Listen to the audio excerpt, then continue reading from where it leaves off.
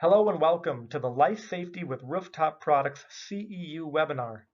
My name is Ryan Hallisey and I am the Director of Sales with Babcock Davis.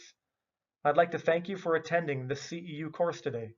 I'd also like to thank AIA for registering this program and to Ron Blank and Associates who hosts our on-demand service and is available on ronblank.com. Since 1909, Babcock Davis has been a premier building products manufacturer servicing the portfolio you see on this screen. Sourcing commercial building products is never as simple as it seems.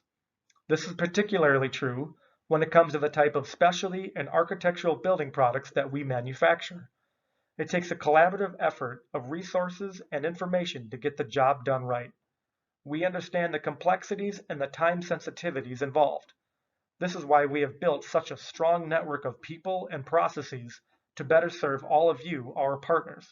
We do this with flexibility that meets your needs and not ours. I would like to let you know that Babcock Davis is proud to be an affiliate member of the Health Product Declaration Collaboration and offers HPDs on all products when possible. I have over 20 years experience in the commercial roofing industry. My experience includes working for a building products manufacturer. I've worked for a nationally recognized commercial roofing contractor, and I've also spent several years in commercial roofing distribution, sales, and management. In addition to my work experience, I have also been an active member of the local chapter for CSI for over 15 years and have held various leadership positions in the organization. This course is registered with AIA CES for continuing professional education. Credit is 1 health, safety, and welfare hour. You must complete the quiz upon the completion of this course with a score of 80% or higher to receive credit. Please save or print your certificate after completing the quiz. This course is registered with IBIC for continuing professional education. Credit is 1 health, safety, and welfare hour. You must complete the quiz upon completion of this course with a score of 80% or higher to receive credit. Please save or print your certificate after completing the quiz. IBEC offers no reporting agency, so you must self-report your credits. The intent of this course is to explain the benefits of roof hatch and smoke vent design and life safety. Upon completion of this course, the designer will have a better understanding of the code regulations for life safety and will be able to properly size and place vents in accordance to these codes.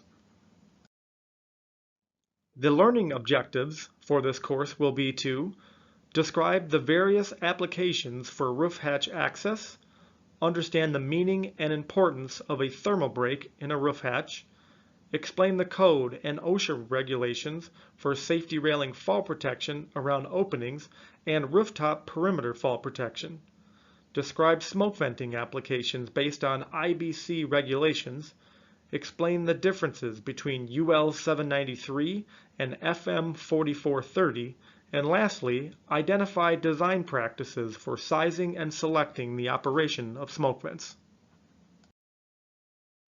This portion of the course is broken into a roof hatch and smoke vent section.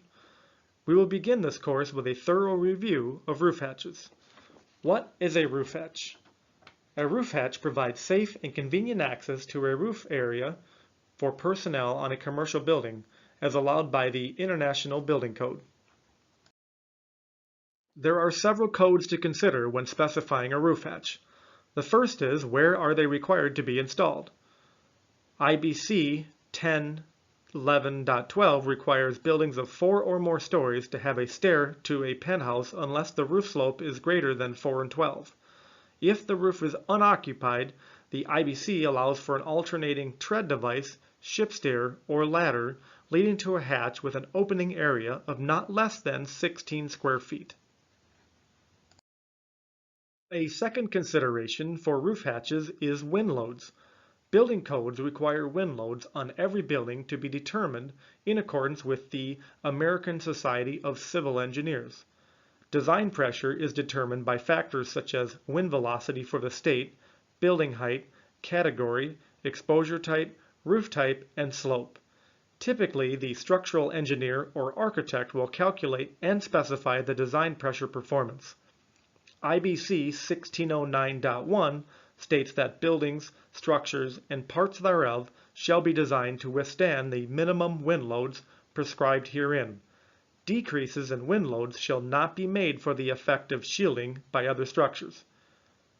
IBC 1609.1.1 states that wind loads on every building or structure shall be determined in accordance with chapters 26 through 30 of the ASCE 7 or provisions of the alternate all heights method in section 1609.6. The type of opening protection required, the ultimate design wind speed, and the exposure category for a site is permitted to be determined in accordance with section 1609 or ASCE 7. Wind shall be assumed to come from any horizontal direction, or wind pressures shall be assumed to act normal to the surface considered. Wind uplift performance is determined by the performance of the latch. A quality manufacturer will have a wind uplift performance standard on their products. Performance will vary, but is typically 20 pounds per square foot for a unit less than or equal to 60 inches and 90 psf for larger units with 2 latches. There have been recent changes in performance requirements driven by Miami-Dade County building codes. With the location and frequency of hurricanes, building code requires a higher wind uplift as well as testing for missile impact, static air pressure, cyclic wind pressure, and forced entry testing. Started in Florida, many other states in hurricane-prone areas are requiring products perform to these higher standards. Products have been developed to meet these requirements, and we will cover them as we review the product types. The purpose of a roof hatch is to provide a safe and convenient means to access the roof of a building. Roof hatches are commonly constructed of steel, aluminum, or a combination of both. Finishes for steel can be paint or primer, and for aluminum, the most common finish is mill finish. Aluminum hatches can also be provided with a painted finish. The standard curb height on a roof hatch is 12 inches, but custom curb heights may be available upon request. Insulation options around the curb and within the cover can vary. Materials frequently found are fiberboard, polyisosanurate, polystyrene, and mineral wool, just to name a few. Handles and latches are often dependent on size and application, but at its basic level they will have an interior and exterior handle and a means to lock the hatch cover. Locking hole open arms are provided as a way to keep the cover in the open position while someone is on the roof. It also forces the individual to keep a hand on the lever while opening or closing the cover, thereby preventing it from falling on someone's head. Covers may be heavy, so there is often a means of providing some form of lift assistance. This can come in the form of a compression or gas spring. Covers are gasketed to prevent moisture infiltration, and the industry standard warranty is 5 years. The clear opening of a roof hatch can vary. One of the primary factors that comes into play here is the angle at which the doors open. Some doors will open at 90 degrees and some slightly less. Some hatches have the capability to have the angle changed in the field with a few minor adjustments. When determining the clear opening, the designer should take into consideration any hardware or hatch component that may impede the opening space required. Products are ordered based on the rough opening or the hatch size, which is measured from inside curb to inside curb.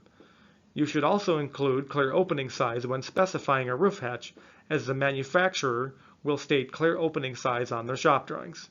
There are typically 3 different types of openings.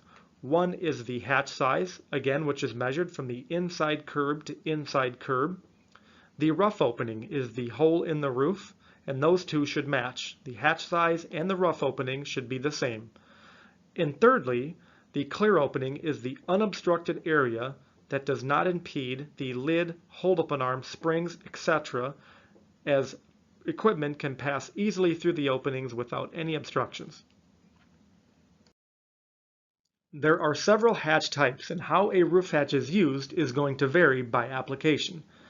A few questions to consider is, will the hatch simply be used to access the roof, or are other components going to be a consideration? Does the building owner want to bring in some natural daylighting? Are you concerned with building envelope thermal performance and want to extend that performance to the roof hatch? Even geographic location of a building can dictate what requirements need to be built into the hatch. In addition, you may want to consider security and if the hatch will be used as a means of access to large equipment. Let's look at a few of these applications over the next few slides. The simplest, most common type of roof hatch is the ladder access hatch. This hatch is generally 36 inches by 30 inches when measured from the inside curb. Width is usually defined by hinge to latch, and the length is defined as the hinge side. The ladder position on these hatches is normally at the latch side. Designers should be aware that OSHA requires a minimum of 7-inch clearance to be maintained between the center rung of the ladder and the inside curb. Approximately 75% of all installed roof hatches are sized 36 inches by 30 inches and are typically used by maintenance personnel. As a designer, you should consider if the employee will be bringing tool belts or boxes onto the roof and size the hatch accordingly.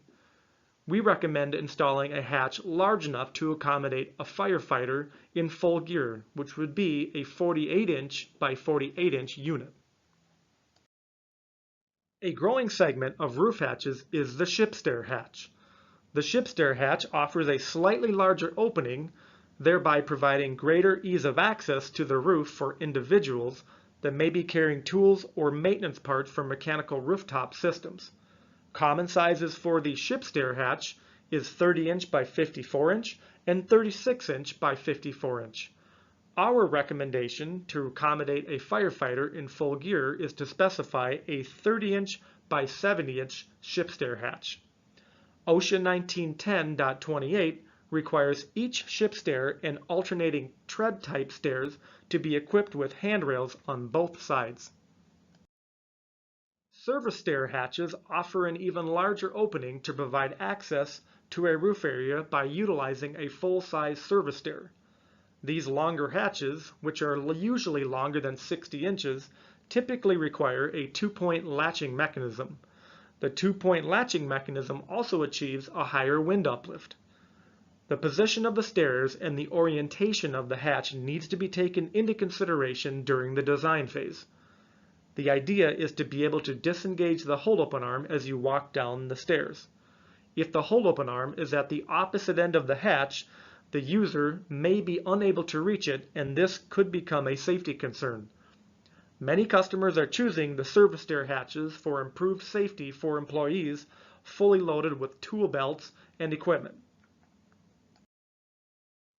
High-efficiency roof hatches were introduced to provide a significantly improved thermal resistance over standard roof hatches.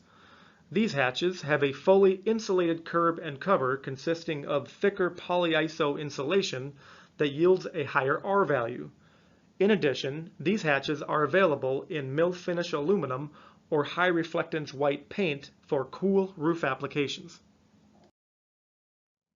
The newest innovation in roof hatch manufacturing is the thermally broken roof hatch. Thermally broken roof hatches provide the best thermal performance, exceeding standard hatches by more than 50%. A thermally broken roof hatch features a thermal break in its design. That is, there is no thermal bridge, which is a connection from inside to outside. There is an internal barrier of material to stop the heat and cold from crossing the bridge. Condensation typically occurs on the inside surfaces of windows, skylights, and roof hatches, and smoke vents whenever the exterior surface temperature falls below the dew point temperature of the interior space. The thermal break provides a barrier between heat and cold, reducing the potential for condensation.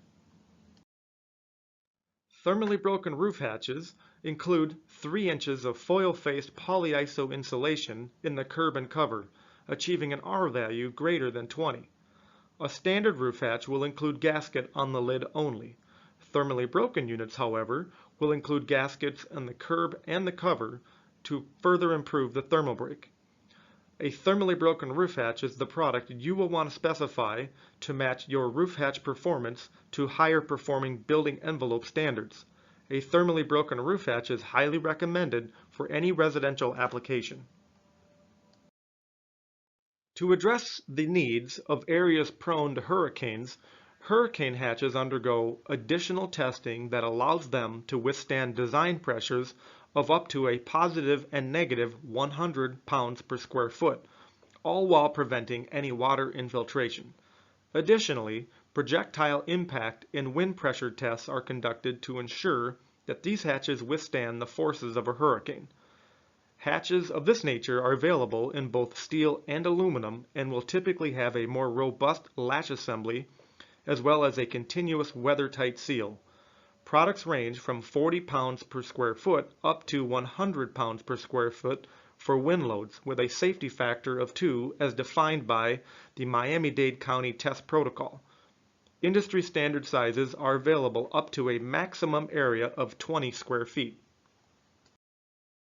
Translucent roof hatches offer an alternative to daytime commercial lighting by allowing natural light into a building. These hatches are engineered with either a single or double dome that can vary in tint. Common tinting options are clear, white, and bronze. The domes can be made from either acrylic or polycarbonate material. It is important to point out that the dome material selected is of significance because OSHA requires that skylight products be able to support a 200-pound force to simulate the fall of an individual. Translucent roof hatches are available in either a single door or double door configuration. Security roof hatches are used in applications where additional or heightened security is required. Often found in correctional facilities, these hatches are designed with heavier gauge materials that have pinned security fasteners as a standard component. Security roof hatches come standard with interior and exterior padlock hasp provisions. However, common locking upgrades would be a keyed mortise cylinder or a preparation plate pre-drilled to accept a specific manufacturer's detention deadbolt lock. A designer should specify if a keyed access is going to be from the inside, the outside, or both. Standard roof hatches use a 14-gauge steel or 11-gauge aluminum. Security hatches are made from either 3/16 steel or 1/4-inch aluminum. You must specify or coordinate with the lock manufacturer and model even if the hatch is designed as a preparation only. The preparation plate comes with pre-drilled holes that correspond to the exact lock. Example detention lock manufacturers are Brink's, Southern Steel, and Folger Adams. Equipment roof access hatches provide a convenient means for installing and servicing large pieces of equipment or tanks. Commonly found in water and wastewater treatment plants, these hatches usually are built in a double door configuration because of the larger size requirements, but single doors are available as well. These hatches are typically made from aluminum for weight reduction. Larger units are splice constructed in 2 units and bolted together on site at the rooftop. For corrosive environments, stainless steel hardware should be specified. When specifying a roof hatch, be sure to match the curb to the application. The standard curb height from most manufacturers is 12 inches. The hatch lid should be 8 inches above the finished roof surface. Most manufacturers will offer optional curb heights of 6 inches to 48 inches for roofs with varying insulation depth. Roof hatch products are designed to be installed on a flat or sloping roof up to 7 and 12 pitch. When installed on a slope, the hinge should be run parallel with the slope. For roofs with greater pitch, work with the manufacturer to design a curb to match the roof pitch. A single wall curb is the most commonly used in standard configuration used in a typical low slope roof assembly.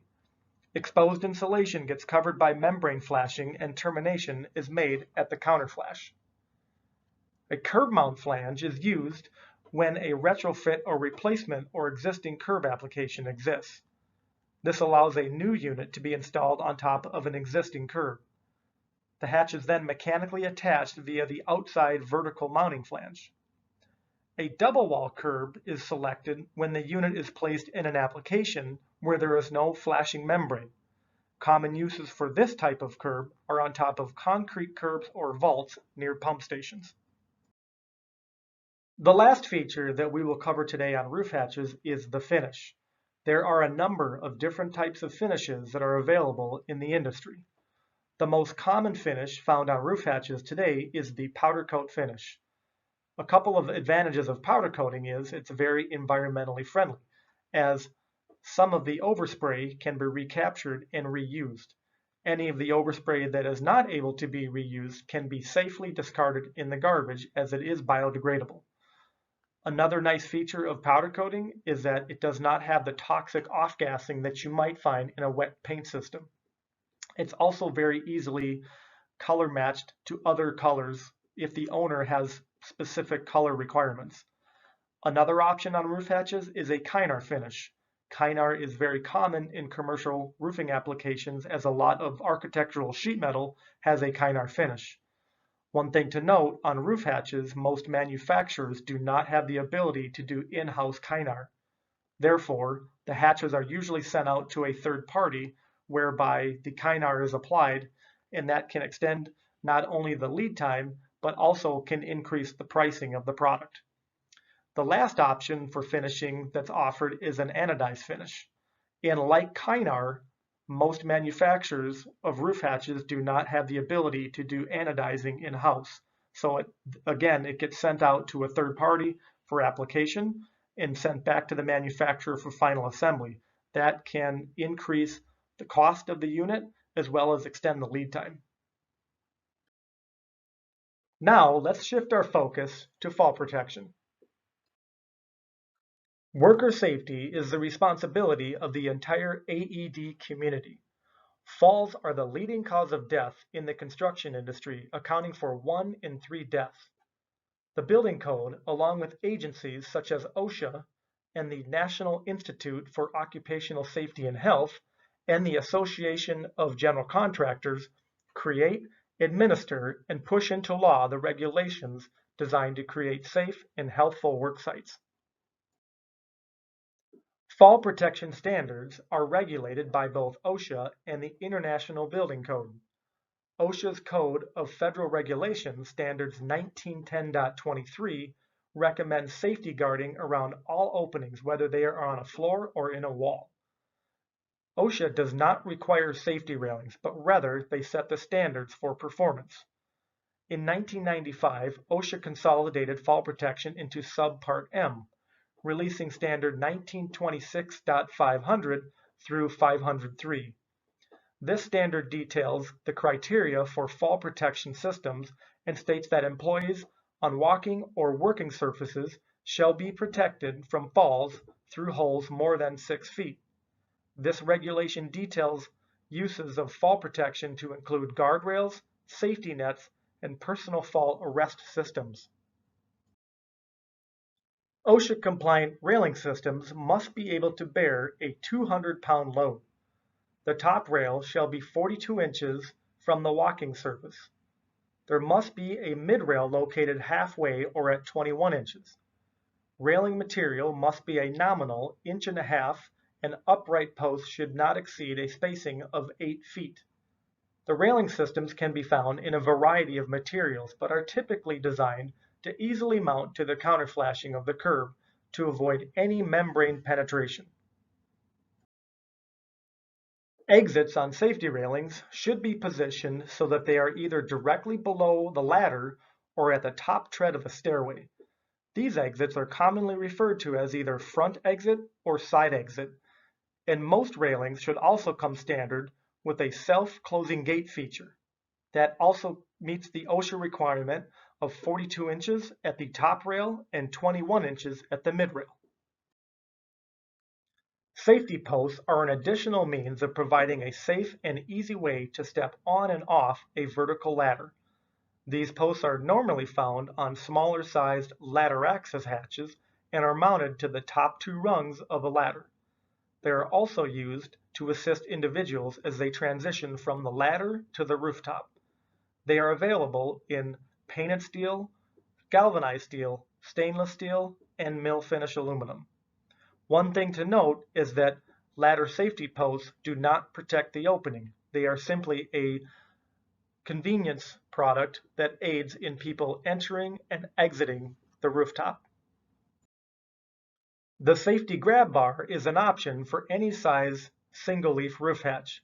They provide a place for an individual to hold onto as they exit the hatch. The grab bar mounts to the corner section through the curb counter flashing and are made with galvanized steel or aluminum pipe. This is another option to provide a hold point as individuals exit a roof hatch. One thing to note is that the safety grab bar cannot be used in conjunction with a safety railing, as they are both mounted to the counter flashing. The IBC also addresses fall protection and worker safety. Under Code Sections 1009 and 1013, protection is required around openings when the access hatch is located within 10 feet of the roof edge. The code goes on to describe the construction and manufacturing details of those railing systems. Also, a guardrail shall be constructed as to prevent the passage of a 21-inch diameter sphere, which also is the reason why the rail spacing is 21 inches between the mid-rail and top rail, as well as the mid-rail and the finished roof surface. There are many options available to provide perimeter edge protection on a commercial roof. A frequently used product is the ballasted or weighted base guardrail system. They are a quick and easy solution adaptable to your job site conditions. They can be used as either a temporary or a permanent installation. A few advantages of the ballasted or weighted base rail system is that precise measurements are not as critical as the next system that we will cover. Also, there is minimal labor to install a ballasted or weighted base rail system. And lastly, there is no membrane penetration. One disadvantage is that the weighted base or ballasted rail system can be an obstruction on the rooftop.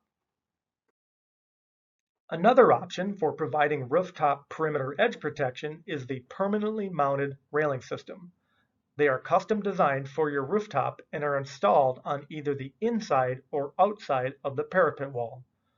A couple advantages are there are no bases or obstructions on the rooftop. Also, they offer a clean and aesthetically appealing look and are easily color matched to match the building's coping color. A couple of disadvantages are they are more labor to install and they are more expensive to purchase. They also require the removal of the coping cap. And lastly, they require precise measurements for proper fitment. Another option for fall protection is the corral guardrail system. This is an option that directs individuals away from the roof edge. It does not protect the entire building edge, yet provides extra safety for employees entering or exiting a roof hatch. Corral systems can be easily customized for your particular application. What's not shown on this image is a safety railing around the hatch. However, they can be installed and were not shown for the purpose of highlighting the corral system. We have fully covered the roof hatch options and applications as well as safety considerations for the rooftop. We will now turn our attentions to smoke vents, commonly referred to as heat and smoke vents. Smoke vents are designed to open automatically to provide emergency smoke, heat, and gas ventilation from a burning building. The removal of smoke, heat, and toxic gases are critical to allow more time and improved visibility for occupants to exit a building during a fire. In addition, firefighter safety and assistance is improved as smoke vent eliminates the need for manual rooftop venting with axes. It also reduces heat and smoke damage to property and contents of the building. So why specify smoke vents? Aren't sprinklers enough to extinguish a fire? Sprinklers alone will put out the fire, but will create more smoke, which is the primary cause of death and property damage during a fire. The first scenario shows a fire and sprinklers without venting. The sprinklers set off and extinguish the flames, but without proper ventilation, the smoke rises and heat increases, filling the area and causing interior damage and roof failure, especially if the firefighters need to manually vent the roof with axes. The ideal scenario includes smoke venting as depicted in diagram 2. In this diagram, when the heat and smoke rises, the sprinklers go off and extinguish the fire, and then the smoke vents open to exhaust the smoke and toxic gases. Smoke vents are required by the International Building Code on certain types of buildings. Section 910 calls out smoke vents on factories and storage warehouses. Section 410 requires smoke vents on stages and platforms such as theaters, performing arts centers, and auditoriums. Local and state jurisdictions adopt these codes or some variant of these minimum requirements. It's always best to check with your local fire marshal for smoke venting requirements on your project. This image was taken from an actual fire at a school in Moore, Oklahoma, where smoke was billowing out from the smoke vents. The students noticed a fire in the balcony and pulled the fire alarm. That activated the sprinkler system and extinguished the fire. Students and staff were evacuated safely, and the City of Moore Fire Marshal Jeff Lindsay opened the vents manually from the stage floor to vent the smoke, heat, and gases, preventing smoke from injuring people and damaging more of the school. He commented that in such a large open space, it would have been better to have more smoke vents in other areas besides just above the stage area. And without smoke vents, they could not have gotten the smoke out as fast as they did. Smoke vents are commonly constructed of galvanized steel, aluminum, or a combination of both. Finishes for steel can be paint or primer, and for aluminum, the more common finish is mill finish. Like a roof hatch, the standard curb height for a smoke vent is 12 inches, but custom curb heights may be available upon request. Insulation options around the curb and within the cover can vary. Materials frequently found are polyisocyanurate, polystyrene, and wood fiberboard. Locking hold open arms are mandated as a way to keep the cover locked in the open position.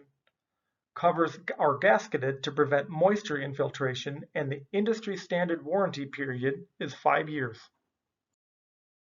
Smoke vent fundamental components are similar to a roof hatch, but they perform in very different ways.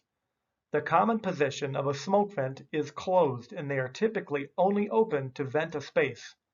An interior and exterior manual release is required so the vent can be activated from the rooftop. In addition, a fusible link with a predetermined melt temperature will automatically cause the vent to open when the temperature is reached. Vents are usually not opened via heat, but rather they are opened manually. One of the main questions that you will want to have answered when specifying and designing a smoke vent system is, how do you want the vent lids to open?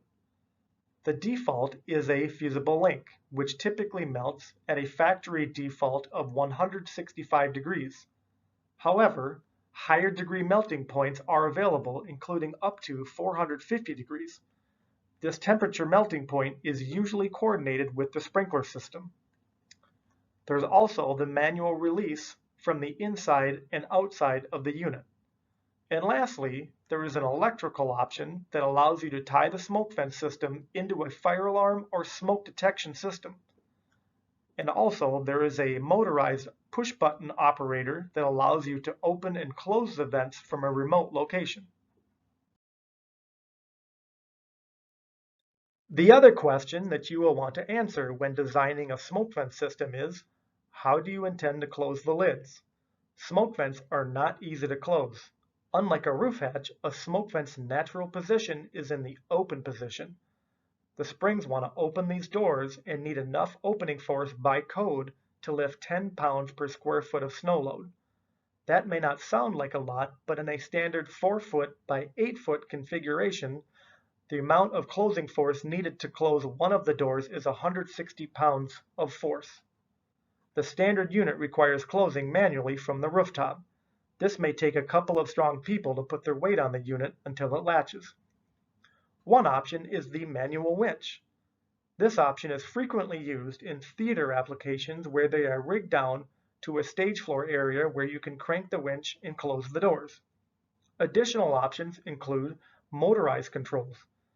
This option includes an open and close push button control with an electrical relay that ties into the fire alarm system.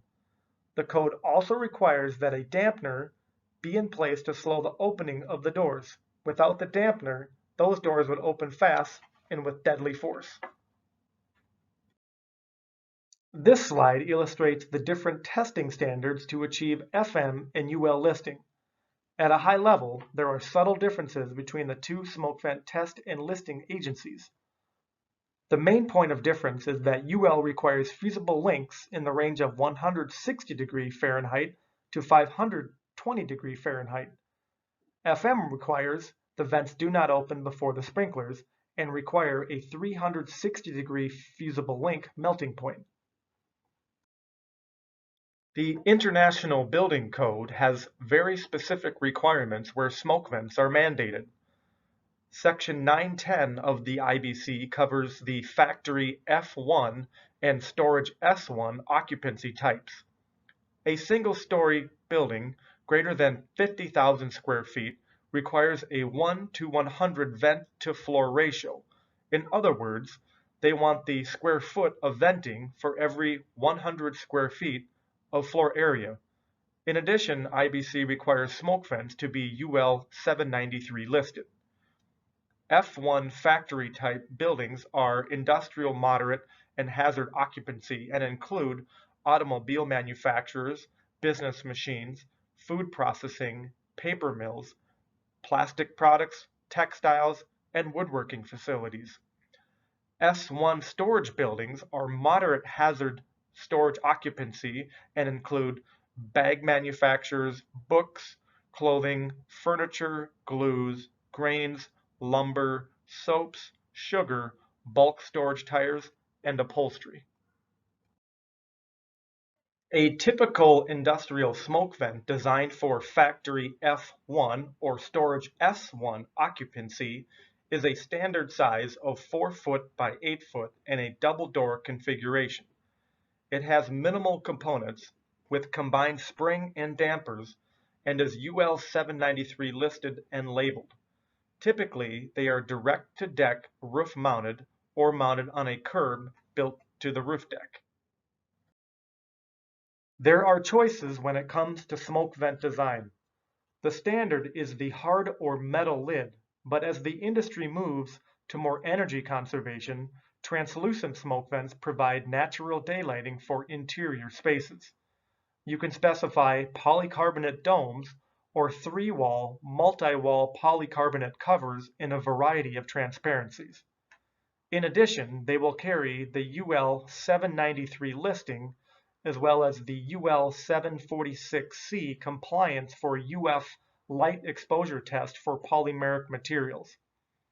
It's important to note that OSHA treats translucent smoke vents like they do skylights, meaning they require fall protection so a person on the roof does not fall through the smoke vent. Most manufacturers will offer a fall protection mesh or a railing system. A few smoke vent manufacturers will use a translucent material like polycarbonate that passes the strict fall protection tests so that additional fall protection like mesh or a safety railing is not necessary. There are also options for a translucent smoke vent with a curb mount flange. This product was designed to look like a skylight. Many big box stores use this product along with a row of skylights for a consistent look and smoke venting performance. There are several options available for the glazing material on a daylight smoke vent. The most common is a clear single wall dome. It provides great light transmission but has a low R value and high glare factor. By specifying a double dome, you will increase the R value with a slight decrease in light transmission. We recommend specifying a double dome or multi-wall on buildings in northern climates to help mitigate the likelihood of condensation in cold weather conditions. Here is an example of an application at the Post Office Distribution Center in Waltham, Massachusetts. This is a retrofit translucent project spotlight. By replacing the hard lid smoke vents with translucent lids, this post office lighting was significantly improved without re-roofing and with minimal impact from construction. Essentially, the hard lids on 41 smoke vents were removed and replaced with curb-mounted domed and labeled smoke vents, providing natural daylighting and energy savings. Aside from the F1 and S1 factory applications, there are special considerations for smoke vents in theaters. IBC section 410.3.7 defines emergency ventilation for stages larger than 1,000 square feet in floor area or with a stage height of greater than 50 feet. Typically, the emergency manual pull handle is rigged down to the floor level so that the smoke vents comply with the supplemental manual opening requirement in IBC. To comply with IBC, vents must have the following characteristics. They must open with a heat-activated device, either a fusible link or electric opening with a heat detector. Supplemental manual opening is required by way of manual pull handles on the inside and outside, or a manual winch option. And lastly, vents must be labeled with either UL 793 or FM 4430. With IBC section 410 requiring smoke vents in performance venues, the industry developed the acoustical smoke vent. In practice, the acoustician works to design the perfect venue for sound, and the fire marshal comes along and says, "Cut a hole in that roof to prevent possible smoke." That's why the acoustical smoke vent was developed. Industry standard capability for smoke vents is in the range of STC 40 to STC 50. The higher the rating, the better. So specifying a smoke vent with an STC rating of 50 maintains the specification coordination with the ceiling assembly, or it even surpasses the soundproofness of the ceiling assembly. Please note, the acoustically rated smoke vents are usually painted black on the interior to make them disappear into the ceiling of a theater space. Let's now discuss the differences between STC and OITC sound ratings. Sound Transmission Class, or STC, is a single number rating for an assembly's ability to resist airborne sound transfers at frequencies between 125 Hz and 4,000 Hz. A low-pitch tuba has a Hertz rating of 25, whereas a high-pitch flute has a Hertz rating of around 2,000. Outdoor-Indoor Transmission Class, or OITC, is the standard used for indicating the rate of transmission of sound between outdoor and indoor spaces. OITC is weighted to lower frequencies at 80 Hz. This would include aircraft, rail, and truck traffic. The idea is, when you are in a performance venue, you want to hear the performance and not the outside noise. Acoustical smoke vents address this issue and carry the STC and OITC ratings. The International Building Code, IBC 1207, recommends STC 50 for walls, floors, and ceilings. So specifying a smoke vent that meets these ratings maintains the specification coordination with the ceiling assembly. Here is an acoustical smoke vent project spotlight. The Atlanta, Georgia Cobb Energy Performing Arts Center has an upper and lower deck and carries 2 levels of acoustical smoke vents for the ultimate in performance and safety. The manual winch operation with integrated electrical tie-in from the smoke alarm system requires coordination and collaboration with rigging, electrical, and roofing trades on installation. You will notice the interior of this smoke vent is painted black.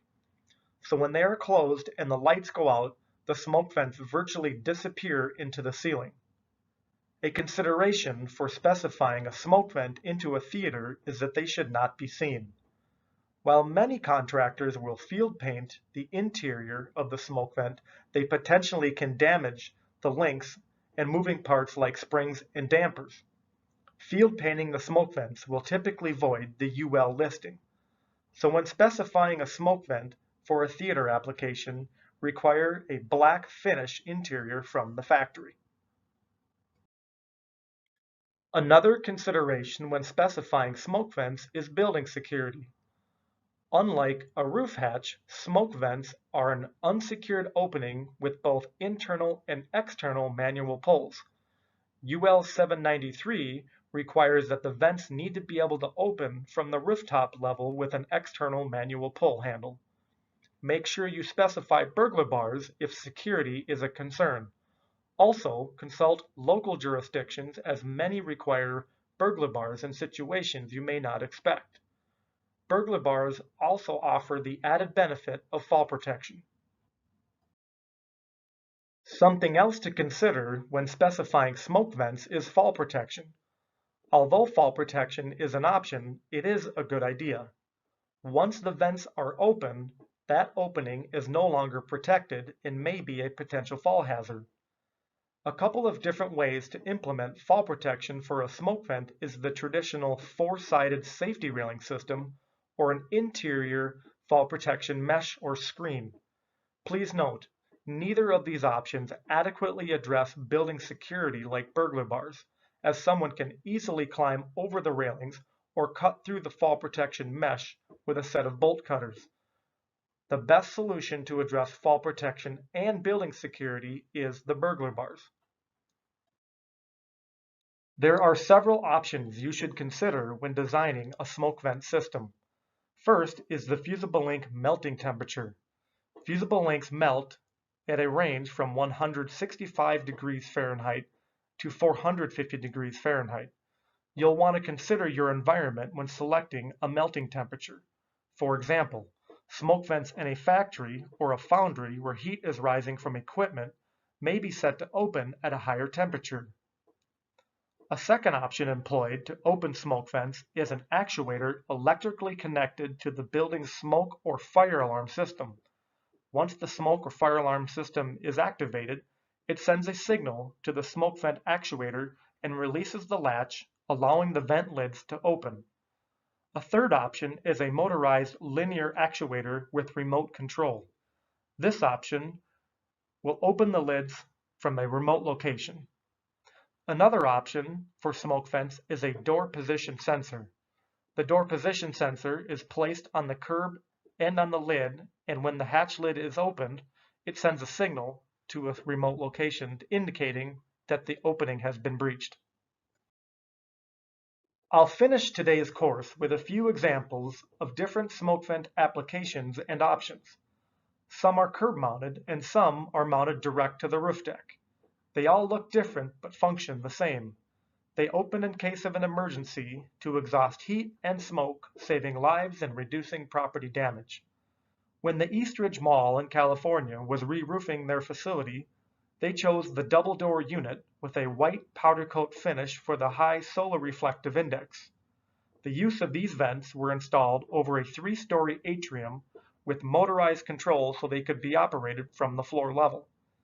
The manufacturing facility in Philadelphia included burglar bars for building security.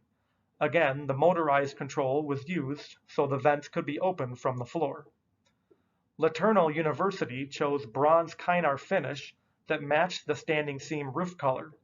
The curb-mounted option was selected to be placed on a curb supplied by others to match the standing seam profile. Here we have a unit on a manufacturing facility with the polycarbonate multi-wall option for added daylighting. This is another example of retrofit application with the curb mount unit placed on an existing curb. The San Diego Zoo has a variety of smoke vents.